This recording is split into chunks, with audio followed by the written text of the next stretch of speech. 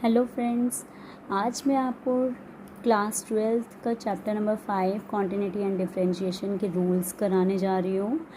इसके काफ़ी सारे रूल्स हैं, इनका यूज़ कैसे करना है आज हम ये सीखेंगे इस वीडियो में। ये देखो फ्रेंड्स, कॉन्टिन्यूटी एंड डिफरेंशिएशन में डेरिवेटिव्स के कुछ फॉर्मूलाज हैं जो आपको लर्न करने पड़ेंगे। जैसे कि फर्स्ट है आपका साइन एक्स का डेरिवेटिव आपका होता है कॉस एक्स। पहले आपको ये रूल्स याद करने होंगे। कॉस एक्स का डेरिवेटिव होता है माइनस का साइन एक्स। टेन एक्स का डेरिवेटिव होता है आपका sec square x. Cot x का डेरिवेटिव होता है आपका minus cosec square x. Sec x का derivative sec x into tan x.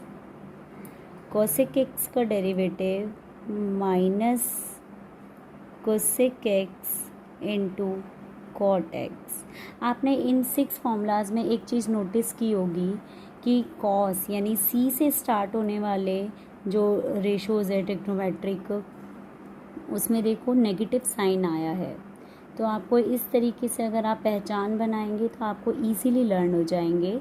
जैसे कॉस एक्स का डेरिवेटिव माइनस साइन एक्स है, कॉट एक्स का minus cosec square x, cosec x का माइनस का cosec x and cot x. X का derivative क्या होगा 1, एक्स की पावर n है, इसका डेरिवेटिव होता है n इंटू एक्स की पावर n माइनस पर है कांस्टेंट जब भी कोई नंबर आता है और उसका आपको अगर डेरिवेटिव करना होगा तो आप उसका डेरिवेटिव हमेशा ज़ीरो करेंगे, क्योंकि कांस्टेंट का डेरिवेटिव ज़ीरो होता है। 1 में एक्स की पावर n का डेरिवेटिव माइनस n एक्स की पावर n प्लस 1 होगा। ई एक्स का डेरिवेटिव होता है ई एक्स। लॉग एक्स का डेरिवेटिव होता है 1 में एक्स। ए एक्स का डेरिवेटिव होता है ए की पावर एक्स इंटू लॉग ए। नेक्स्ट रूल आता है आपका फ्रेंड्स प्रोडक्ट रूल में आपको कोई भी दो नंबर्स मल्टीप्लाई में दिए होते हैं तब आपका प्रोडक्ट रूल लगता है। जब भी आपको कोई भी दो नंबर्स या टर्म्स आपको मल्टीप्लिकेशन में दिए हो और उसका डेरिवेटिव निकालना हो तो आप प्रोडक्ट रूल का यूज़ करेंगे। देखिए इसका कैसे करेंगे, डेरिवेटिव करना है आपको तो पहले आप u यानी कि फर्स्ट टर्म, इसको फर्स्ट टर्म मानते हैं, इसको सेकंड टर्म। आप इस तरीके से इसको लर्न कर सकते हैं। डेरिवेटिव u को एज इट इज़ रख देंगे, डेरिवेटिव ऑफ v अपॉन में d v by d x हो जाएगा, plus v as it is रहेगा, फिर u का डेरिवेटिव कर देंगे। इसका मतलब ये है फर्स्ट एज इट इज़ आएगा और सेकंड का आपका डेरिवेटिव हो जाएगा, फिर सेकंड एज इट इज़ आ जाएगा और फर्स्ट का डेरिवेटिव हो जाएगा। नेक्स्ट आता है आपका क्वोशिएंट रूल में आपको क्या करना होता है, जब भी आपको कोई भी टर्म फ्रैक्शन में दी हो तब आपको क्वोशिएंट रूल लगाना है। फ्रेंड्स, यहाँ n का मतलब न्यूमरेटर, d का मतलब डिनोमिनेटर है। ये डिनोमिनेटर को एज इट इज़ लिखेंगे और न्यूमरेटर का डेरिवेटिव करेंगे, फिर माइनस का साइन लगाएंगे, न्यूमरेटर को एज इट इज़ लिख देंगे और डिनोमिनेटर का डेरिवेटिव कर देंगे इस तरीके से, और होल के अपॉन में डिनोमिनेटर का स्क्वायर कर देंगे। सिंबल्स ऑफ डेरिवेटिव्स, देखो सिंबल्स क्या होते हैं डेरिवेटिव्स के, आपने देखा होगा मैंने अभी जो फॉर्मूलाज कराए उसमें इस वाले सिंबल का मैंने ज़्यादा यूज़ किया। वैसे आप इसकी जगह ये 3 सिंबल्स का भी यूज़ कर सकते हैं। फर्स्ट डेरिवेटिव के लिए आप d y by d x, f derivative of x, ये डैश का मतलब ही डेरिवेटिव होता है। यहाँ पर आप वाई डैश भी लिख सकते हो, इस डैश का मतलब भी डेरिवेटिव होता है, या फिर y1 लिख सकते हो। अब सेकंड डेरिवेटिव के सिंबल्स क्या होंगे, सेकंड डेरिवेटिव का मतलब होता है अगर आपने एक बार किसी का डेरिवेटिव कर दिया उसके बाद आप दोबारा से उसका डेरिवेटिव कर रहे हो तो उसको सेकंड डेरिवेटिव बोलते हैं। सेकंड डेरिवेटिव के सिंबल्स देखेंगे, d square y by d x का स्क्वायर करते हैं। यहाँ पर एक डैश है तो 2 डैश आ जाएंगे क्योंकि आप 2 टाइम्स डेरिवेटिव कर चुके हो। सेकंड टाइम कर रहे हो। y के साथ यहाँ पर भी सिंगल डैश है, आप 2 डैश लगा देंगे। यहाँ पर y1 था, यहाँ पर आप y2 लिख देंगे। फर्स्ट डेरिवेटिव के लिए ये 4 सिंबल्स हैं, सेकंड डेरिवेटिव्स के लिए ये 4 सिंबल्स हैं। ये देखो फ्रेंड्स, मैंने एक एग्जांपल लिया है। यहाँ पर आपको sin 3x और cos x ये 2 टर्म्स दी हैं, मल्टीप्लिकेशन में दी हैं। इनका डेरिवेटिव आपको करना है। मल्टीप्लिकेशन में इट मीन्स यहाँ पर प्रोडक्ट रूल आपका अप्लाई होगा। मैंने प्रोडक्ट रूल लिख लिया है। अब यहाँ पर हम sin 3x को u मान लेंगे और cos x को v मान लेंगे। उसके अकॉर्डिंगली आप इसका डेरिवेटिव करेंगे। पहले फर्स्ट टर्म को आपको एज इट इज़ लिखना होता है, तो sin 3x को आप एज इट इज़ लिख देंगे। cos x है, cos x का डेरिवेटिव करेंगे। आप इसको d वाली फॉर्म में भी लिख सकते हैं और डैश डाल के भी लिख सकते हैं। Plus second as it is v second term है आपकी। सेकंड टर्म यहाँ पर हमारी cos x है, cos x as it is लिख देंगे और sin 3x का डेरिवेटिव कर देंगे। ये आपने पहले लिखा है सिर्फ, अभी डेरिवेटिव हुआ नहीं है इनका।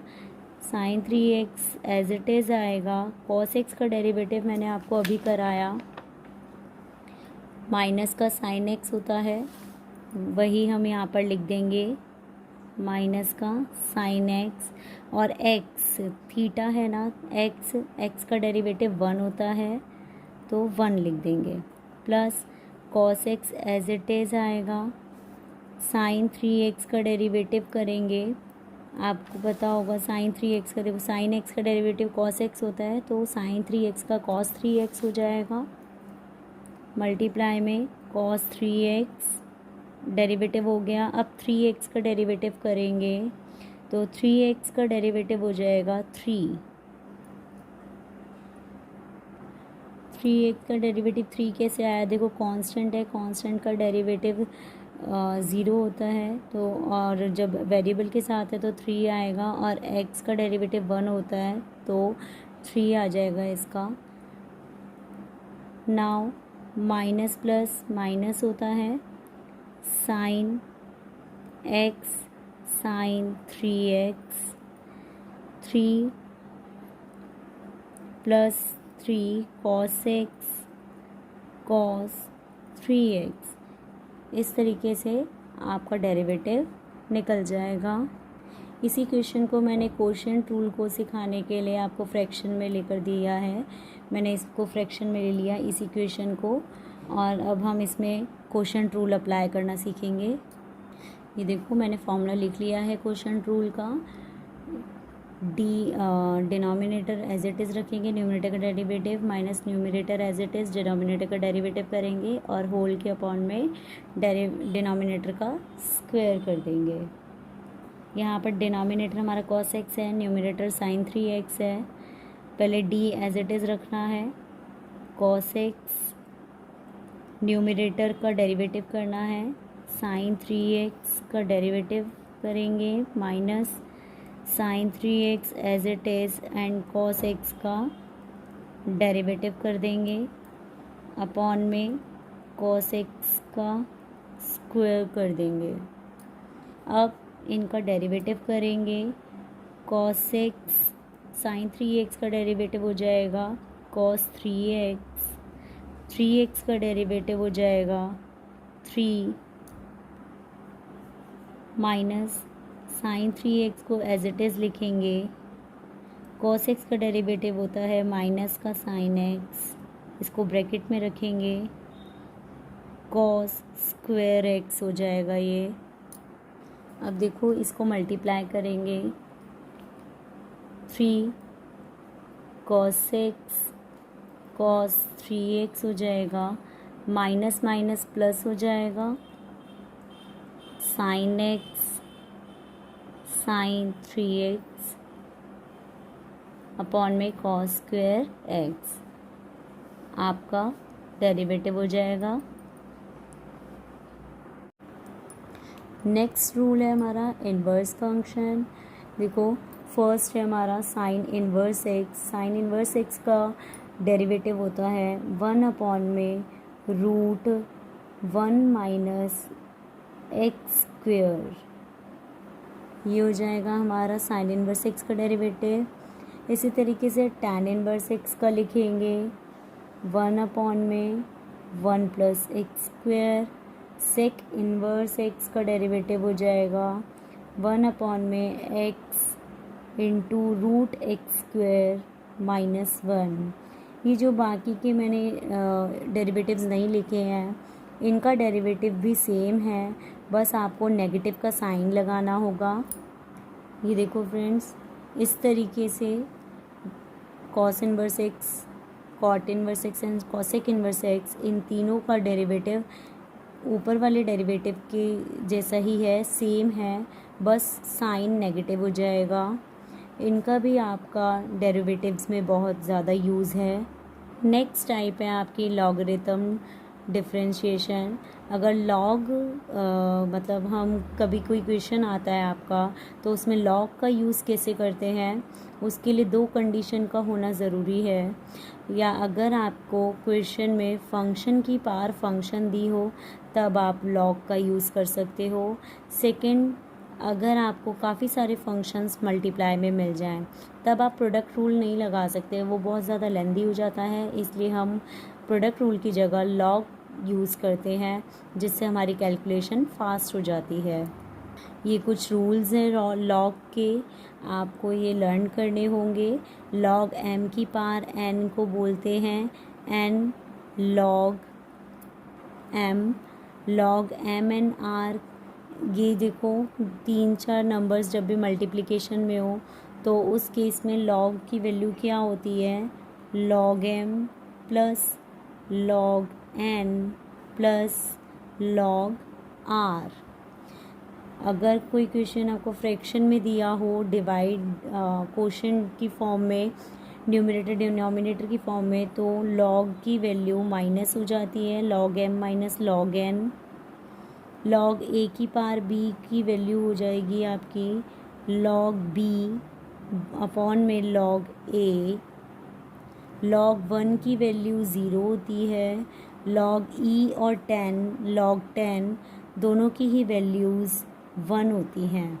ये कुछ वैल्यूज़ है, आपको लर्न करनी होंगी डेरिवेटिव्स निकालने के लिए। नेक्स्ट टाइप आती है आपकी पैरामेट्रिकल फॉर्म। पैरामेट्रिकल फॉर्म के भी आपको क्वेश्चंस आएंगे। उस केस में क्या होगा, 2 अलग अलग वेरिएबल्स में आपको फंक्शंस गिवन होंगे और आपको dy/dx की वैल्यू निकालने को बोला जाएगा। तो उस केस में आप क्या करेंगे, जैसे देखो यहाँ पर y t की फॉर्म में दिया हुआ है, y फंक्शन, x फंक्शन भी t की फॉर्म में दिया है।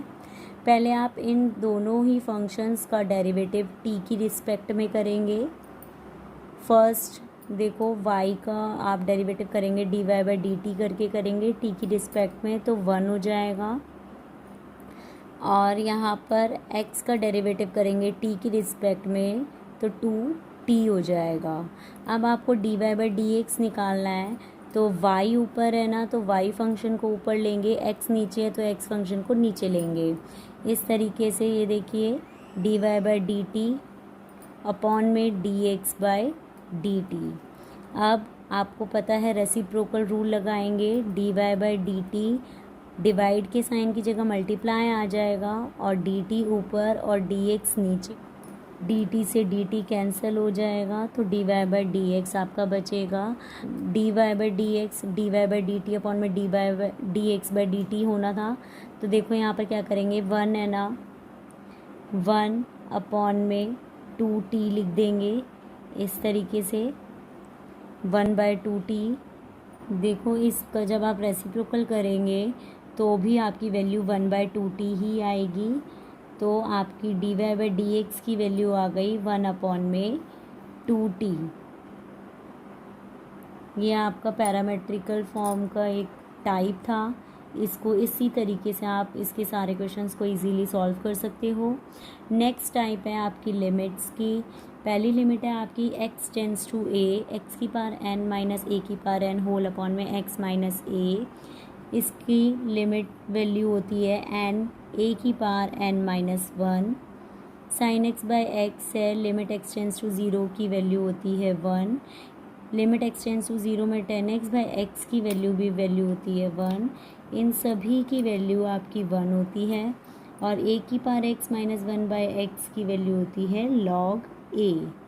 ये कुछ वैल्यूज़ हैं जिन्हें आपको लर्न करना होगा, तभी आपके लिमिट्स वाले पैरामेट्रिकल फॉर्म वाले ये सारे क्वेश्चंस आपके सॉल्व हो जाएंगे।